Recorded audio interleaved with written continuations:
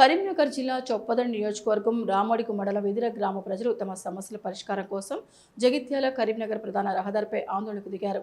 గ్రామంలో ఆర్టీసీ బస్సులు ఆగకపోవడం, తరచూ విద్యుత్ సరఫరా నిలిచిపోవడం వంటి సమస్యలపై తీవ్ర అసంతృప్తి వ్యక్తం చేస్తూ రోడ్డుపై బైఠాయించి నిరసన తెలిపారు. ఆందోళన కారణంగా ప్రధాన రహదారిపై వాహనాల రాకపోకలు పూర్తిగా స్తంభించిపోయాయి. దాదాపు 2 కిలోమీటర్ల మేర వాహనాలు నిలిచిపోవడంతో ప్రయాణికులు తీవ్ర ఇబ్బందులు ఎదుర్కొన్నారు. సమాచారం అందుకున్న పోలీసులు సంబంధిత అధికారులు ఘటనాస్థలికి చేరుకుని పరిస్థితిని సమీక్షించారు. సమస్యలను ఉన్నతాధికారుల దృష్టికి తీసుకెళ్లి పరిష్కార చర్యలు చేపడతామని హామీ ఇవ్వడంతో ఆందోళన విరమించారు. మా డిమాండ్స్ ఏంటంటే అన్ని ఆర్టీసీ ఎక్స్ప్రెస్లో ఆపాలి మా ఊరుకు. ఎందుకంటే నైట్ టైంలో ఆపుతలేరు. నైట్ టైంలో కానీ ఇప్పుడు ఇబ్బంది పడుతుంది. అంతకుముందు గత 15-20 సంవత్సరాల నుంచి మా దగ్గర ఉన్నది. అప్పుడు ఏ ప్రాబ్లం, ఇప్పుడే ఎందుకు ప్రాబ్లమ్స్ వస్తున్నాయి. మళ్ళీ ఒక చినుకు పడగానే కరెంటు పోతుంది మా ఊర్లో. చాలా ప్రాబ్లం ఉన్నాయి. ఒక చినుకు పడగానే కరెంటు పోతుంది. చుట్టుపక్కల ఊర్లలో అన్ని ఊర్లలో ఉంటుంది.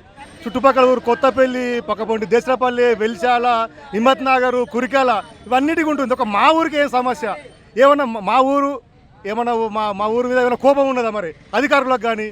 ఇంకా దేనివల్ల కరెంటు పోతుంది? ఒక్క చినుకు పడైనా కరెంటు పోతుంది. మళ్ళీ అదే అర్ధగంటనో 10 నిమిషాల్లో గంట సేపు కాదు, పోతే ఒక 5 గంటలు 6 గంటలు కంటిన్యూ కరెంటు పోతుంది. చాలా ఇబ్బంది పడుతున్నాం. మళ్ళీ ఎక్స్ప్రెస్లు కూడా మా ఊరు సమస్య, ఎక్స్ప్రెస్లు కూడా ఆగట్లేదు మా దగ్గర. ఎక్స్ప్రెస్లు ప్రతి ఒక్క డిపో ఆగాలని మేము రిక్వెస్ట్ చేస్తున్నాం దయచేసి. ఎందుకంటే మా పిల్లలు నైట్ టైంలో వచ్చేవాళ్ళు ఉన్నారు, పనులు చేసే వచ్చేవాళ్ళు ఉన్నారు, ఆడపిల్లలు ఉన్నారు, అందరు ఉన్నారు. లేడీస్ ఉంటే ఆర్డినరీ కూడా ఆపట్లేదు. లేడీస్ ఉంటే ఆర్డినరీ బస్ కూడా ఆపట్లేదు. మెయిన్ ప్రాబ్లం ఇది. ఆర్ఎం గారికి, డిఎం గారిని రిక్వెస్ట్ చేస్తున్నా, మా ఊర్లో ఖచ్చితంగా మాకు బస్ ఆపాలి, ప్రతి ఒక్క డిపో ఆపాలి, ఎక్స్ప్రెస్ ఆపాలి, ప్రతి ఒక్క డిపో. ఆర్డినరీ కూడా ఆపని పరిస్థితి మా ఊరు ఎందుకు కదా కోపం అర్థమవుతలేదు. మళ్ళీ మా ఎస్సీ గారు రావాలని మా డిమాండ్స్. ఎందుకంటే చినుకు పడైనా కరెంటు పోతుంది. ఏఈ గారికి ఫోన్ చేస్తే ఏఈ గారు అది అందే ఉన్న మీ సమస్య మేమేం చేద్దాం అంటారు. ఏఈ గారు కూడా పట్టించుకోలేరు. పక్కపొంటే ఉన్నారు ఏఈ గారు. నేను నైట్ ఫోన్ చేస్తే మీ పరిస్థితి అట్లుండి మేమేం చేయాలని మాట్లాడుతున్నారు. ఆ పరిస్థితి తీర్చాలి కదా. ఎందుకు మా కోపం, ఎందుకు అంతగానో కోపం ఎందుకు మా మీద? మా ఊరి మీద ఎందుకు కోపం? అధికారుల కోపమా లేదంటే వీళ్ళ కోపమా, ఇవాళ కోపమా అర్థమవుతలేదు. దయచేసి ఇది మా రిక్వెస్ట్. వర్షాల కారణంగా రాత్రిపూట విద్యుత్ వెదర్ ఫీడర్ అనేది ఇంటరప్షన్ జరిగింది. అది వాస్తవం.